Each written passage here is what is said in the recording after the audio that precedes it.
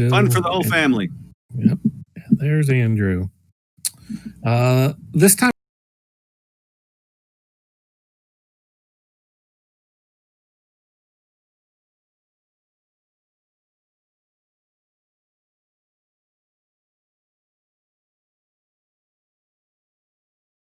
everything fixed up and sent out soon enough.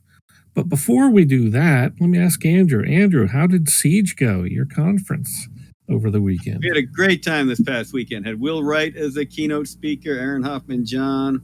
I'm actually tempted to share some of Aaron's stuff in chat. I think a lot of the viewers here would enjoy that. Bill got to sit in on one of our workshops on dice mechanics, and now he knows how to always roll sevens. And yeah, it was a great weekend of events and big parties too. We had a lot of fun Discord parties, and we had a tournament for the board game Flashpoint online. So lots of good stuff. Definitely recommend you check out some of the live stream links. I will share them during this, but if you want to subscribe to the Georgia Game Developers YouTube channel, you get notifications on all of these. Get to see the videos now of those entire live streams, all the great speakers, and check it out. All kinds of great things. So after you've watched all the Ulysses International YouTube channel videos, come see those. Cool.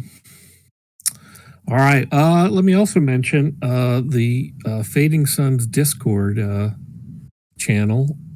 I monitor that every now and then. People go up and ask questions and stuff. So if you've got rules questions, setting questions, things like that, that's a good place to put them up. And eventually I'll see them and poke my head in and say a few things.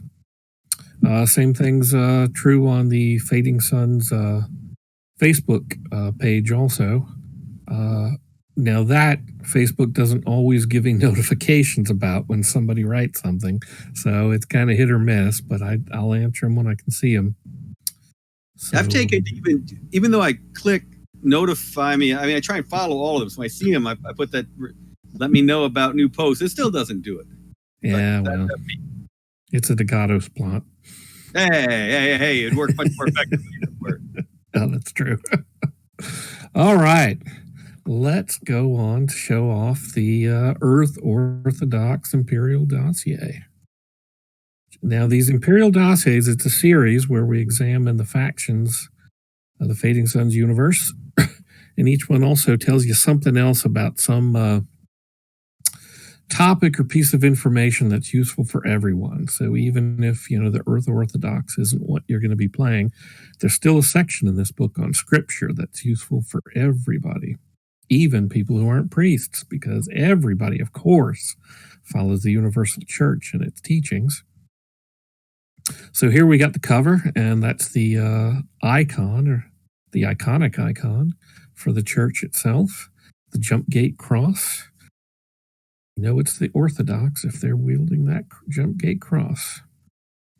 So yeah, let's have a look inside.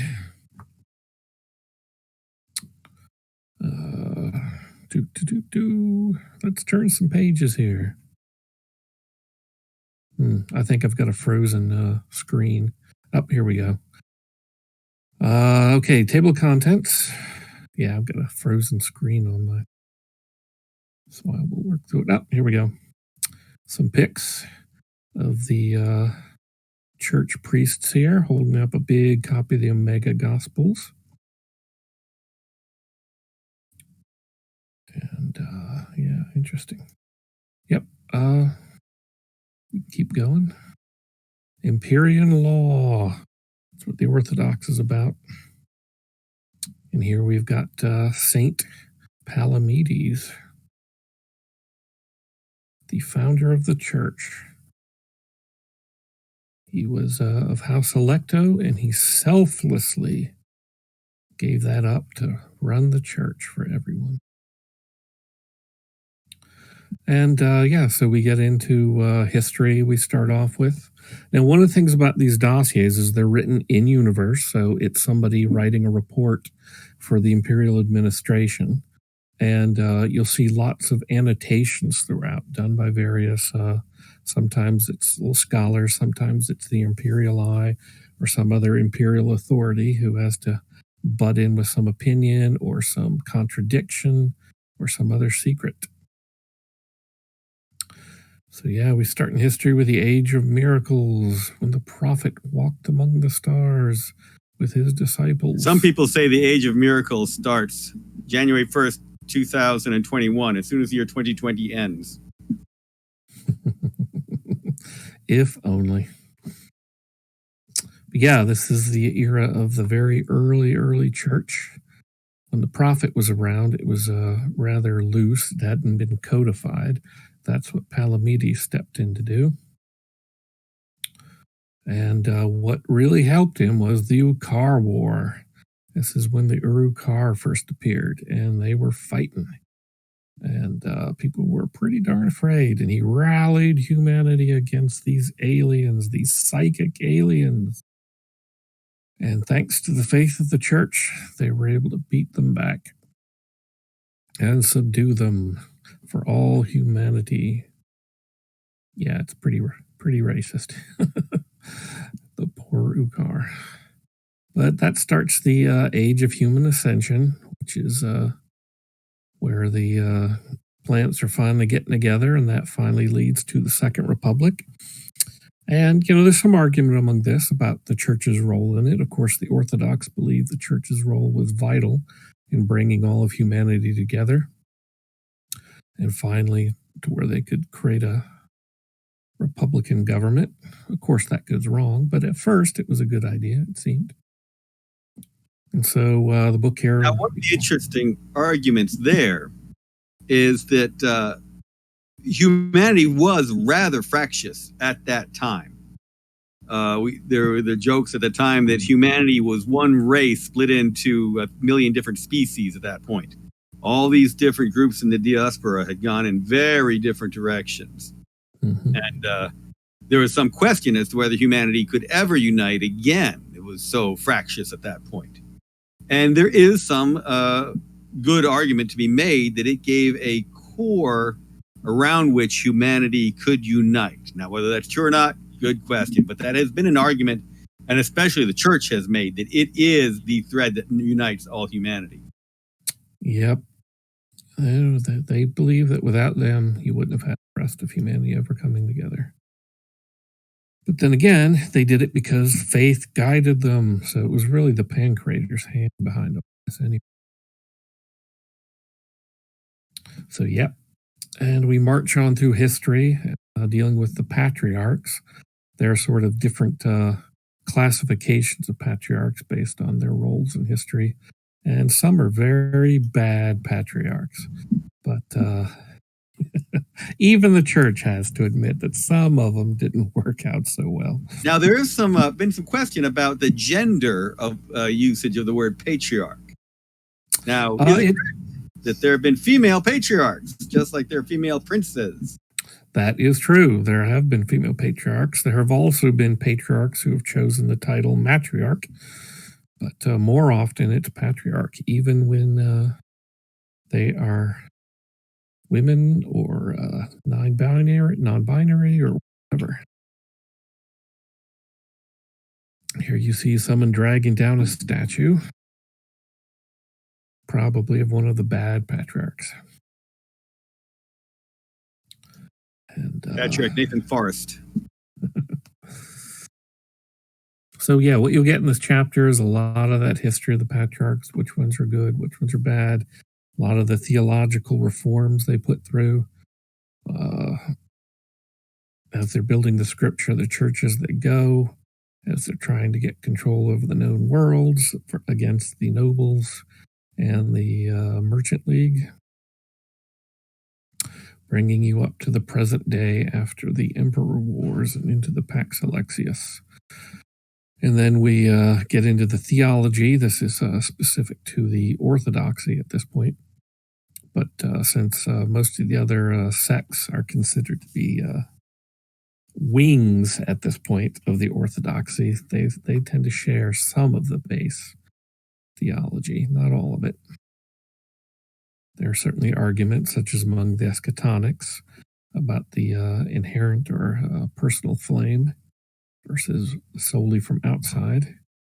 That being the pancreas grace, the fire, whether it's just internal or external.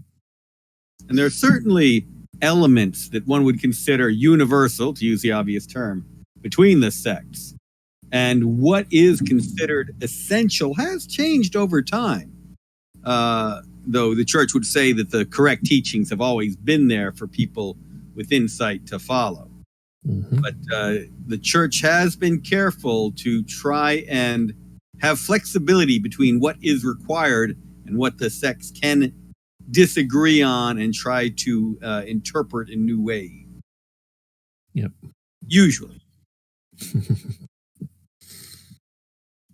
Yep. So yeah, what you'll get in this chapter here is a lot of that information that if you're running a priest character, this is all the sort of stuff you'll be thinking in the background, even if you're not running a priest, but like a pious Lihalan, they'll know all this stuff too. Lihalan tend to be very orthodox. They don't tend to fall for the other sects much. Then we address appearance investments, the sorts of things you'll see priests wearing.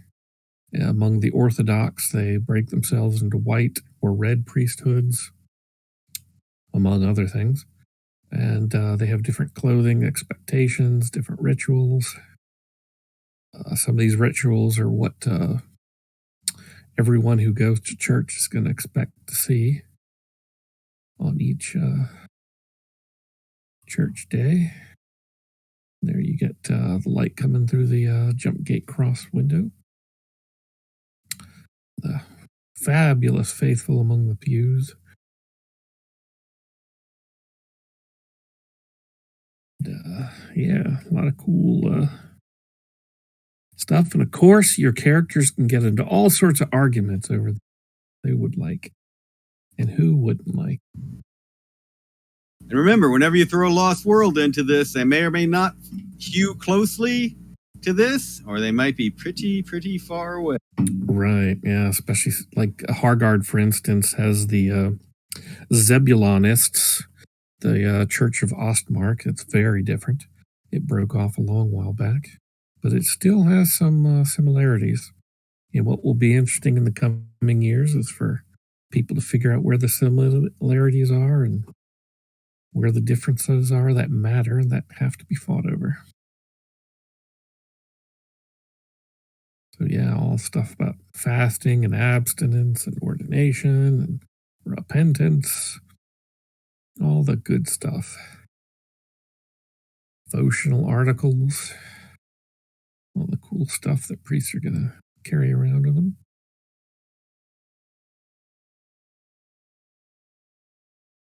Yeah. And we get into the ranks too. That's those guys are pretty serious about it, more so than a lot of others. So patriarchs, metropolitans, all that kind of stuff. Archbishops, bishops, down to deacons, and just regular priests. Which are the ones who move diagonally? They're all pretty diagonal. Yeah. How much does it cost to get named a bishop these days? That varies by world and by metropoli. And nobody talks about it up front. Yeah, the Orthodoxy are all about the politics and the institutions and the governing bodies and the who gets to tell who what to do what. You keep in mind that your average Orthodox priest really does see herself as that core element keeping humanity from falling into darkness. Mm-hmm. They really do feel that their role is not only divinely inspired, but truly needed. Yep. Yeah, I mean, most of them are quite serious about this stuff. They're not fooling around or... Yes, of course, you've got your, that's a cool one. That's on old Holy Terra there. Some ancient relic left behind long ago by who knows who. That people use it on Holy Terra. It must have been alien. I'm not saying it is, but All those conspiracies, they just finks. Yeah, but despite what we've said about them thinking themselves very serious and holy, here we get in security agent. The Seneculum, basically the church spies, because they knew that not everybody's nice and everybody's spying on each other, so they got to get in the game too. And the Inquisitorial Synod, that certainly protects people from the dark between the stars. So even if they can get a little bossy at times, everybody wants the Inquisition around when the symbiotes hit the fan. Here you got some theurgy there. There's the Shield of Faith, protecting priests. And a little thing here about the penitents. Those are the psychics who throw themselves at the mercy of the church, and so are allowed to practice their powers within limits. And here's some famous church folk, starting with the new Patriarch Palamon, formerly the Archbishop of Byzantium Secundus.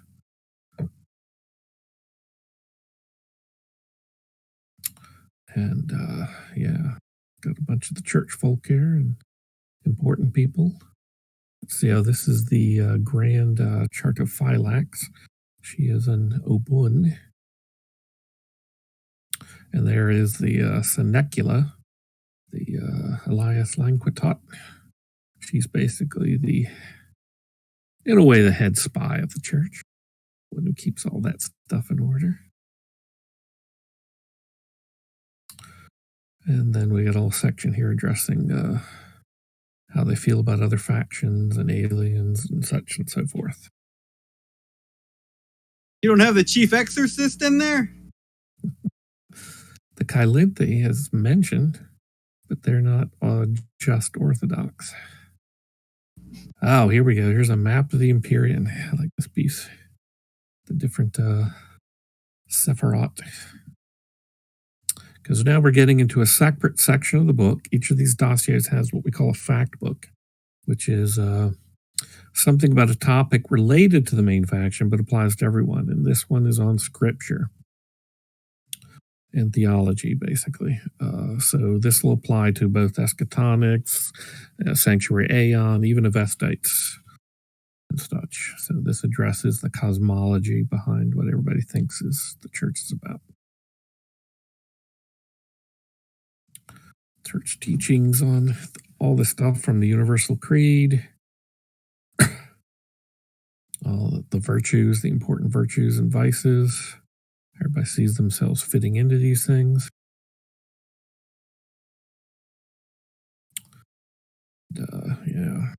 Life and death, basically, too, the big stuff. All the important stuff. We got a cool picture coming up here. And section of personal prayers. Which times priests are expected to pray. And as you see, there's lots of little side here with annotations and extra bits. And here we get into some of the festivals and celebratory days. Here's the Carnivals.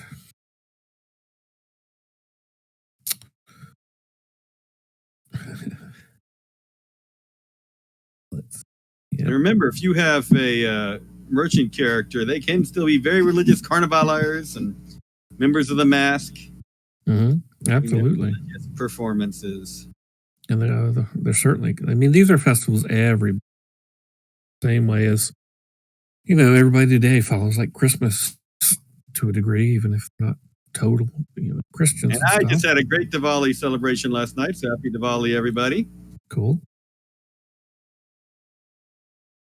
So now here we're getting into talk about the saints, the disciples, that is, the main saints, what they mean for everyone, and who they really were, as far as we know what their real names were. Hey, Bill, how much XP do you get if you defeat Hombor in combat? You can't defeat him. He always comes back. Just when you think he's down, he pops back up. Unlimited XP. Unlimited humility. And here's Path of Sainthood. This is basically about pilgrimages and saints. Pilgrimages are very important to church folk. For the longest time, you couldn't take pilgrimages because of the Emperor Wars. It was very dangerous to do so. But now these routes are opening back up again, and people want to travel to these holy sites to see their favorite saints' relics.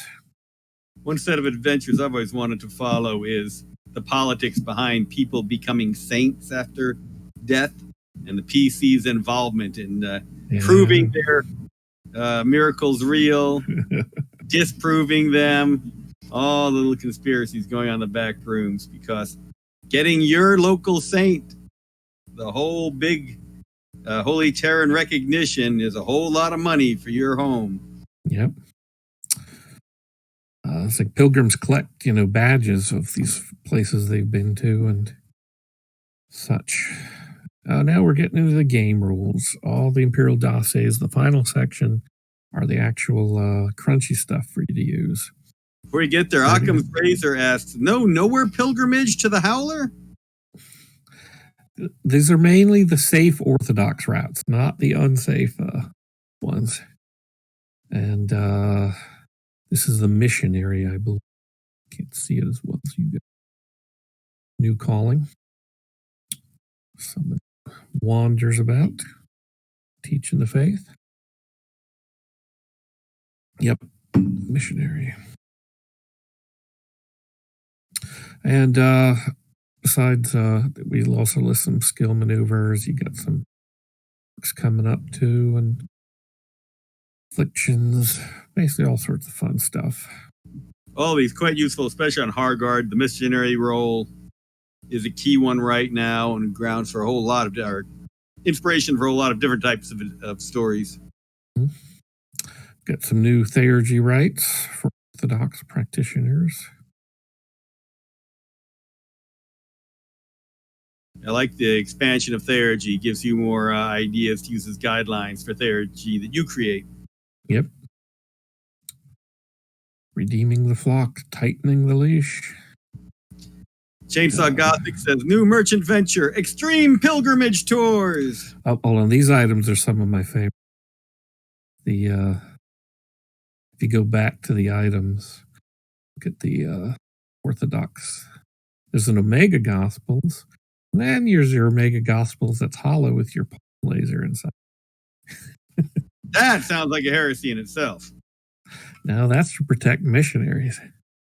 But that's not a good hiding place, because everybody wants to read your Omega Gospel all the time. Except this one's locked and they'll have to get their own. That's just some of the tech they got. Here's a NPC here. Example, an Orthodox priest. And another one. Won't go into too much detail in case players are listening and you want to keep the surprise. These folks. I'll just show you what they look like here. And bestiary has some creatures, such as the Great Scara. It's a genetically altered tiger, The Al-Malik tend to have them on their worlds, like Elon. But they've been used in as symbols for a lot of theological parables and such, which is why they show up here. They're popular on that level.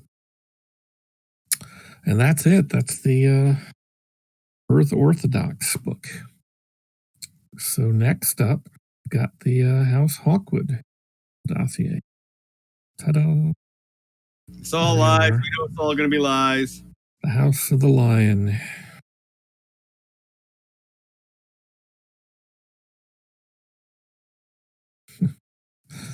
Finally catching up on these chats here. I'm looking. All right, here's our little table of contents. Like the other book, you'll see it's divided up into a Hawkwood section, and then another faction section. This one, the nobility. And oh, here we got an ice worm. These things are pretty deadly. Guy standing up against it with his flux sword. Good luck, pal. Be on Delphi, I believe, from what memory serves. And we talk about their history, when the house began. And yeah. Now, unlike the other book, where the Orthodox really only have Terra as a major planet, but they're all over. One of the things we examine in this book is we revisit a lot of the worlds, the worlds of the worlds. So right now you're still seeing the history section. That will give way to some society and then geography on all worlds. Excuse me, more coffee.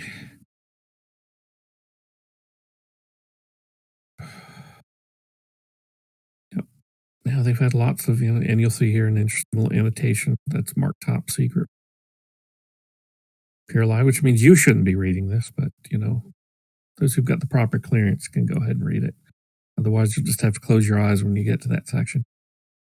Here's Delphi. Here's a cool map of Delphi, looking like it's copper engraved. So we talk about its solar system, its traits, the who's who of Delphi, and so on. Occam's Razor says, Twilight. So excited about that. Yes, Twilight is starting to come back into the equation. And we'll certainly have more on that in future books that are being written right now. Everybody feels they have a piece of Twilight. Yeah.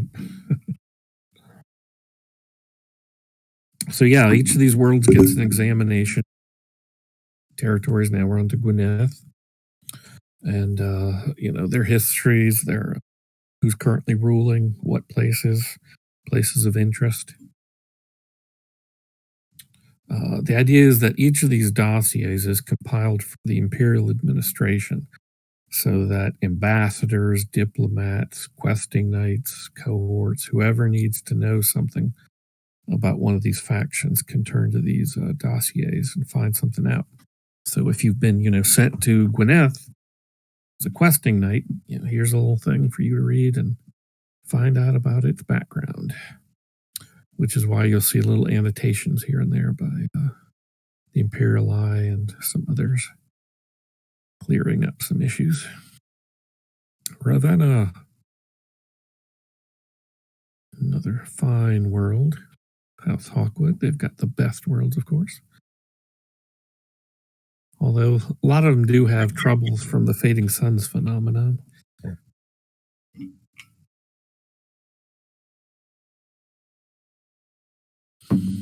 People and places. Yeah, a lot of this stuff's fun. There's all sorts of story seed ideas. Here's a deep core city pictured. This thing's Thank really goodness cool. for Duke Alvarex to guide Hawkwood, House Hawkwood back to the light. Exactly. That's exactly what he's doing. Oh, boy.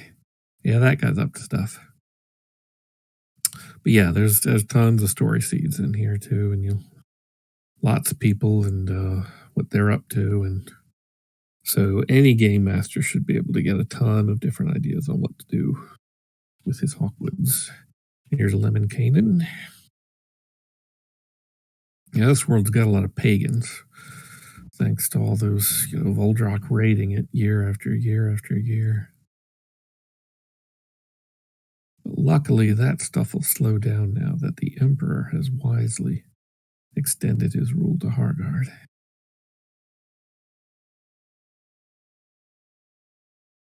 They'll find new routes.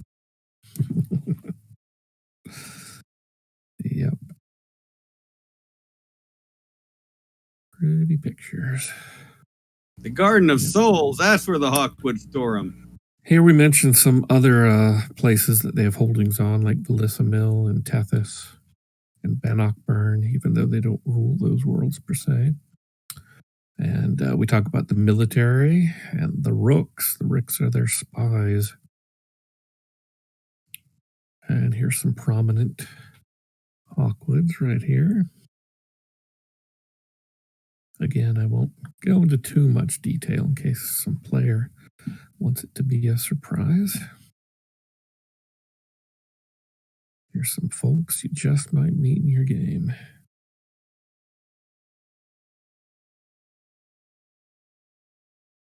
There's a nice shot. A noble. Here we get into the fact book on the nobility. This applies to all the houses, major and minor, royal or not. And this talks about noble hierarchies, different levels of rank, what it means. We get into all sorts of things about what it means to rule and the fiefs and so on and so forth. Should answer all sorts of basic questions that we just didn't have room for in the main books. There's someone being knighted. Looks like a Lehalon. How to rise in rank. Lords and vassals and their duties. In other words, once you swear fealty to someone, what is your duty to them? And what is their duty to you? So we get into all these sort of things. Anybody who's studied medieval history a lot will know some of this stuff, but there will be a lot of people new to this setting who may not know all that sort of stuff, who may not have watched a lot of Game of Thrones. So here it all is. In a Fading Sun spin, of course, because it's all a little different in the future. I mean, it's familiar enough, but yet different. We talk about different places, castles, manors, palaces, what you can be expected to live in, family life. Noblesse oblige, what you pretty much owe others in your behavior. And on to the game rules, like the callings here. Here we a servant. What is a noble without a servant? So they've got to have their butlers and handy folk around. And we also list Star Marines because the Hawkwood, this could go anywhere really. It's not Hawkwood specific, but since the Hawkwoods have had to deal with a lot of Voldrak raiders, they have built up a pretty good cadre of Marines for dealing with boarding actions, as well as another calling of Star Sailor, which are pretty much their naval folk who have to deal with these ship combats. And again, these could be of any house, but present them here because they're particularly relevant for the Hawkwood.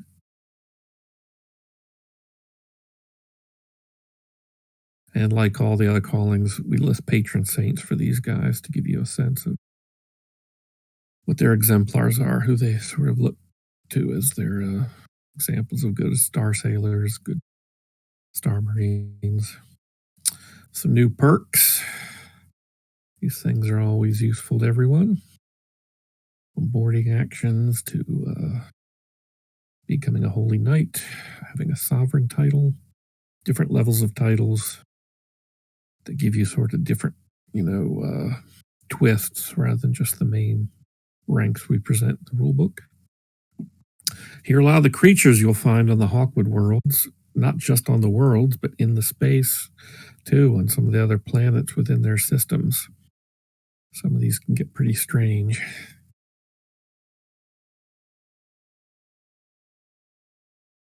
The strange insects like the clangor beetles, the rast wasps. Yeah, some of this stuff you do not want to meet, but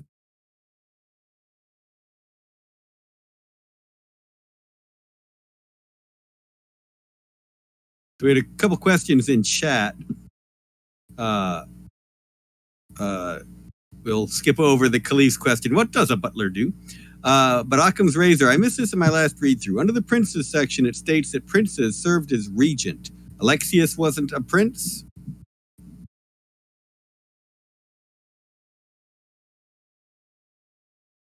Hello? Bill, are you frozen? Your question shocked him, Occam. You knocked him out. Curse you, Occam's Razor! Bill, do we have you back? Oh, patriarch. Oh, patriarch.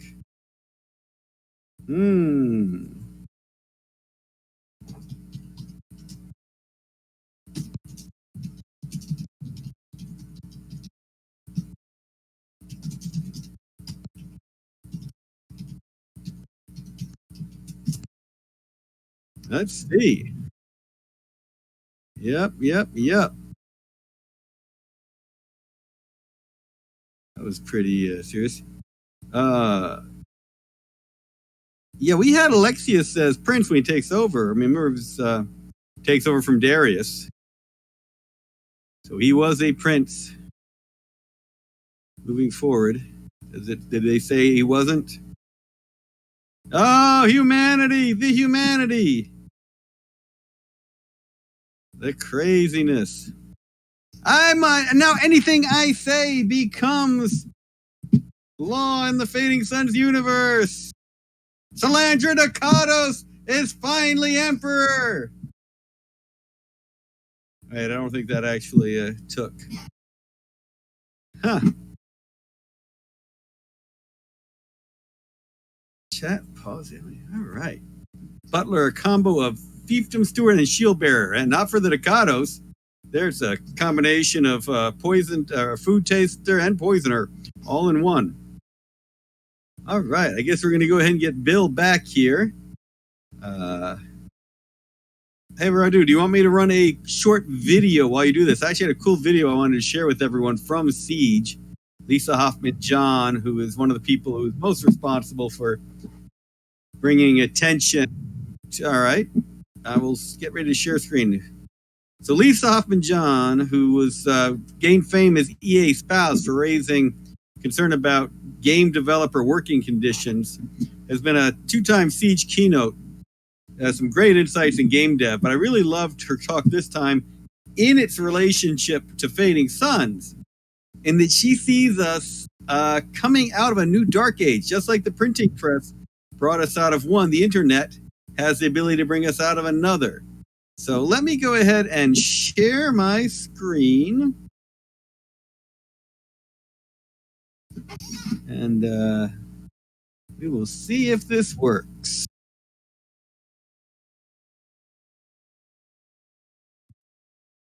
All right, taking it live.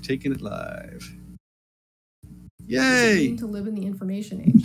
It's one of those things we accept without often examining. Information isn't just a fact or a piece of knowledge.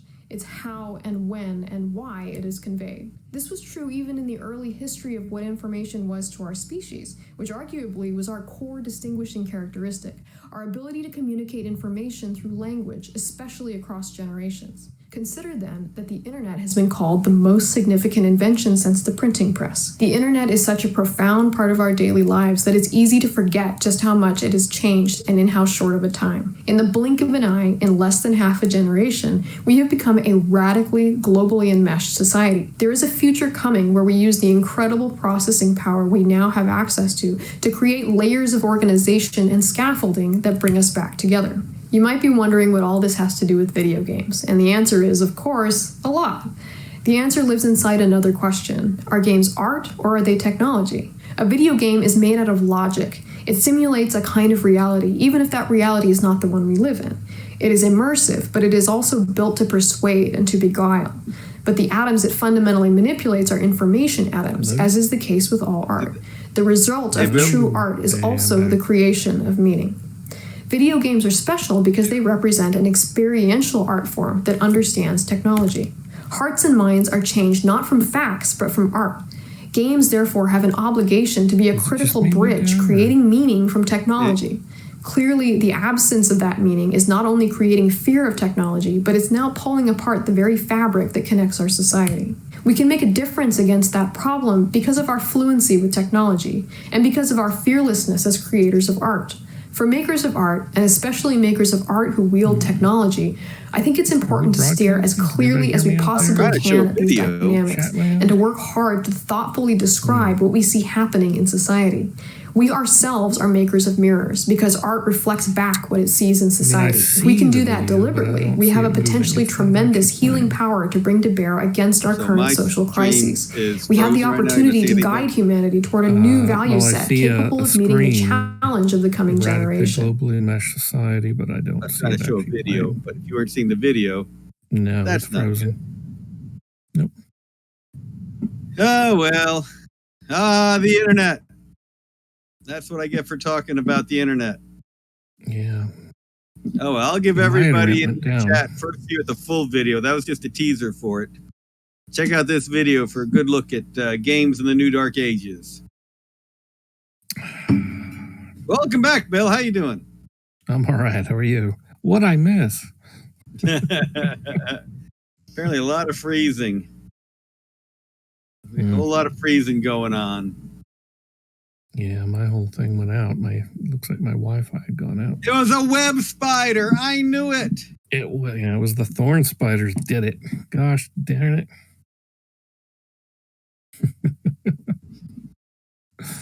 The church stepped in. We were saying too much. Phantom of Truth notes that the series of tubes were a little constricted there. Yep.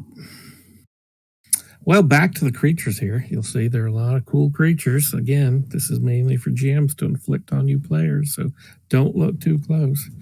Such as ice worms, which we met in that earlier chapter in that picture.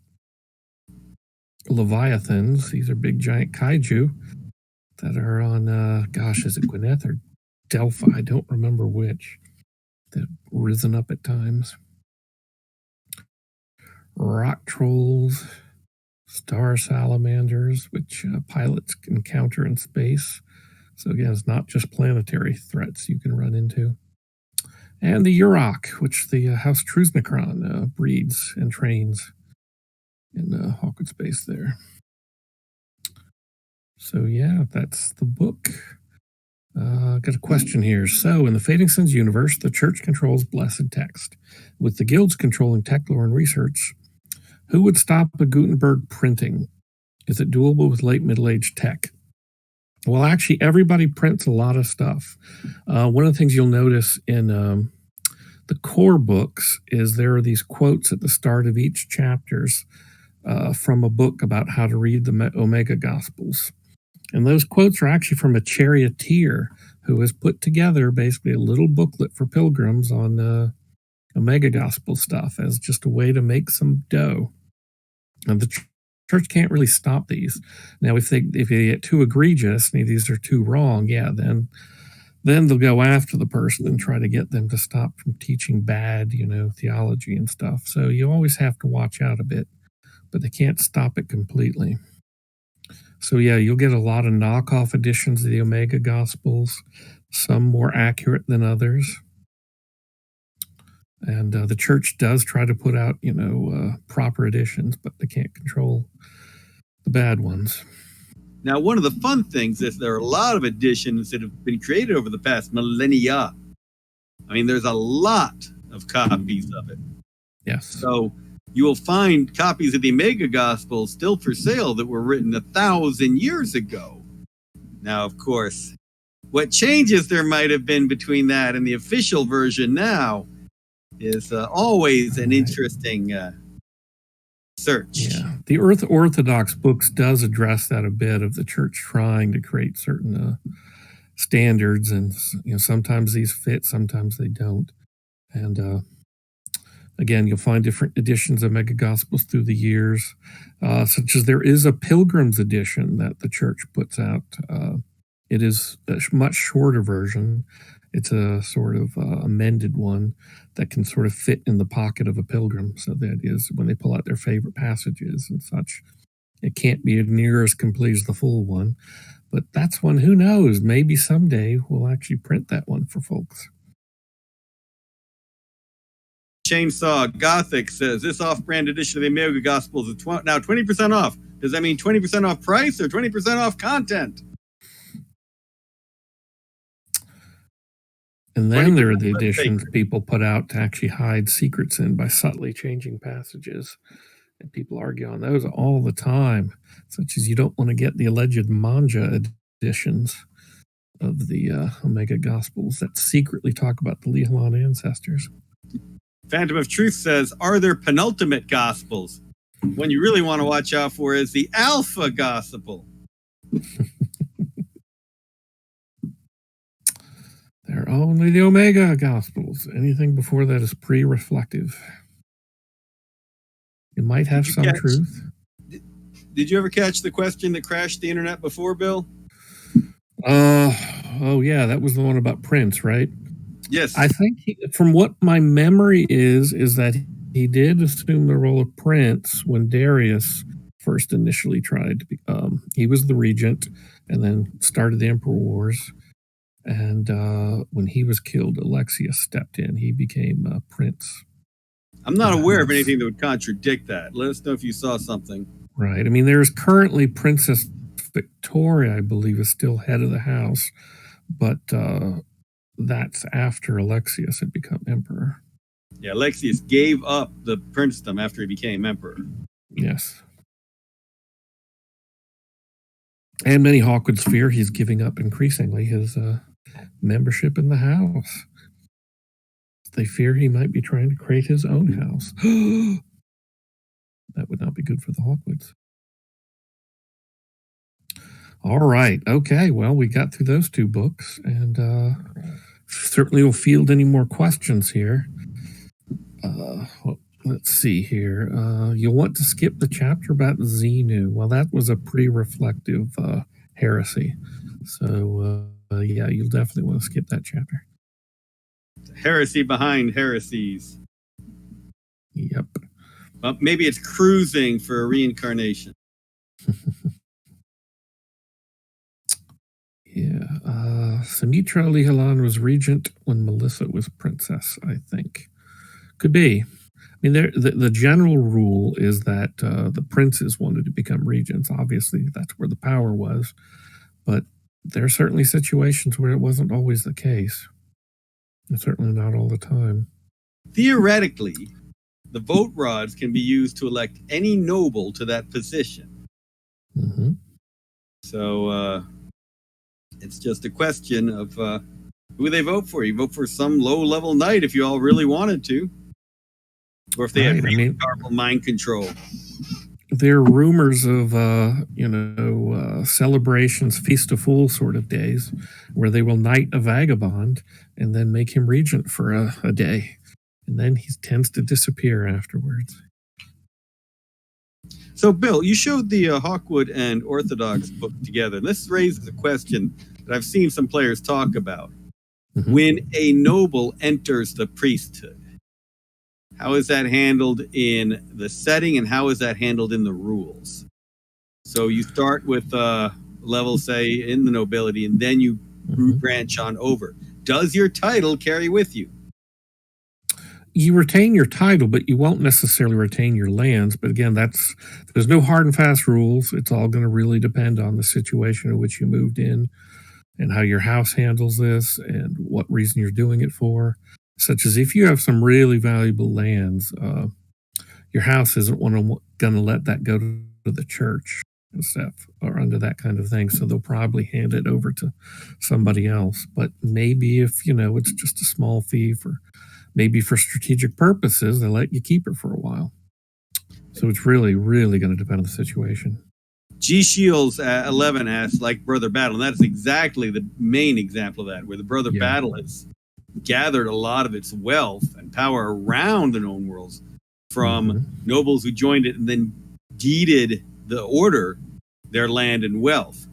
Now, houses oppose this, and certainly in many cases, especially Ducados, the house claims the ability to decide where it goes, but in many cases, there's only so much the house can do to try and control that, or else other nobles will say, wait a minute, I do want some say in who gets what I have. So even among the Ducados, Brother Battle have inherited a significant amount of land, maybe not the entire fiefdom. This is why most houses don't want their primary heirs to go into the priesthood. It's usually the second, third scions and so on, the ones who really aren't going to be taking on noble duties. And part of the problem comes when, say, that third, son or daughter went into the priesthood because, there's no place for her. But then the previous heirs all die, and all of a sudden she inherits this land. And if she's, a real holy roller, she might try to give it to the church. And sometimes the nobles can't stop it or try to, and so on. So the church will exert its influence in those instances. Yep. Chainsaw Gothic asks, you can multi-class between priest and noble, or do you just take a calling from another class for a level? Well, I mean, what you generally do is you'll start your character one or the other, whichever they want to be initially, and then they switch over. But you aren't going to be going back and forth between priest and noble, priest and noble. I mean, once they've joined the church as a priest, they may have still retained the title, but they may not necessarily retain the lands. And at that point, they're working their way up the church hierarchy, so they're not technically an active noble at that point. So you'll be following the priest class.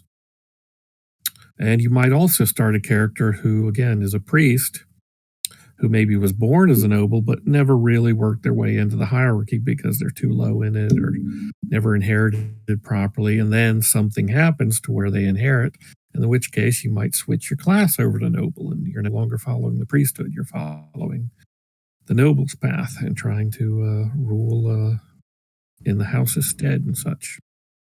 Now, Occam's razor raises the question that they were working on the assumption that the regent had real power. And it's interesting because the regent did and didn't have power. One of the things the regent would do would be to appoint people to control the imperial fleet, the imperial eye, and the stigmata garrison, which was the major military power for the regency throughout this period, all three of these branches. Right. So it sounded like the regent could just appoint its own house to all three of those and have massive power. However, in reality, in getting enough vote scepters together to be named regent, you had to promise these out. Mm-hmm. So House Hawkwood might have the regency, but then House Al-Malik might have the navy. House Hazat might have the stigmata garrison. Lihalan or Ducados might have the imperial eye. And power was very much split. It was very rare for someone to name their own to those positions.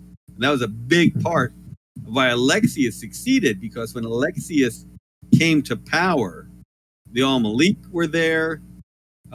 Because of the guild and church support, Alexius could name a Hawkwood to one of the positions of power. That was the imperial eye, obviously. We've talked about he appointed there quite a bit. And the stigmata garrison had a great deal of loyalty to him personally at that point. So it threw this balance of power on its head when he came in. Usually in order to be there, you had to really give up a lot of the true military power that came with it.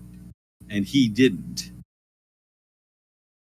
Yeah, right. When the Ducados had gotten in a situation where they withdrew a lot of troops from the stigmata garrison for their own uses in the wars, and Alexius came in at the last minute and kind of saved that garrison at a decisive moment by bringing in troops.